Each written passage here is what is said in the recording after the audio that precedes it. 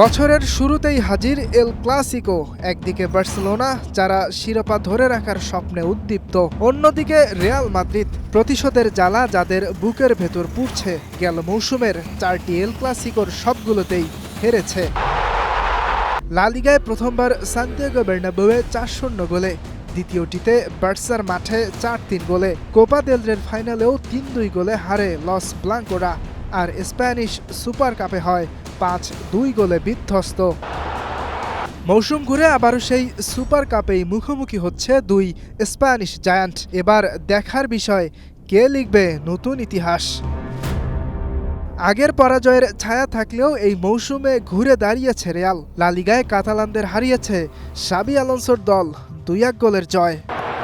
কিন্তু সাম্প্রতিক পারফরমেন্স আর পয়েন্ট টেবিলের দিকে তাকালে বার্সেলোনাই যেন সামান্য এগিয়ে। হান্সি ফ্লিকের দলের আত্মবিশ্বাস, রিয়ালের চেয়ে 4 পয়েন্টের সুবিধা। সুপার কোপার সেমিফাইনালে অ্যাথলেটিক বিলবাওকে 5-0 গোলে হারিয়ে ফাইনালে উঠেছে বার্সা, আর রিয়াল অ্যাথলেটিকো মাদ্রিদের বিপক্ষে পেয়েছে 2-1 গোলের কষ্টার্জিত জয়। শাবির দুশ্চিন্তা, রদ্রিগোর হ্যামস্ট্রিং ইনজুরি, ফাইনালে তার উপস্থিতি এখন অনিশ্চিত।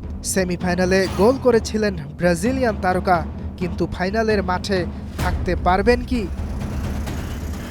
রিয়াল ফ্যানদের জন্য খুশির খবর, এমবাপ্পে ফিরেছেন। ইনজুরি কাটিয়ে সৌদি আরবের জেদ্দায় পৌঁছে খেলার প্রস্তুতি সম্পন্ন করেছেন।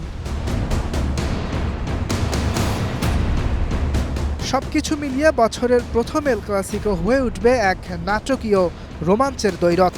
এল ক্লাসিকো জিতে কে উঁচিয়ে ধরবে শিরোপা? বাংলাদেশ সময় রবিবার রাত 1টায় শুরু হবে ম্যাচ। ইয়াসির আরাফাত সবুজ, স্টার নিউজ।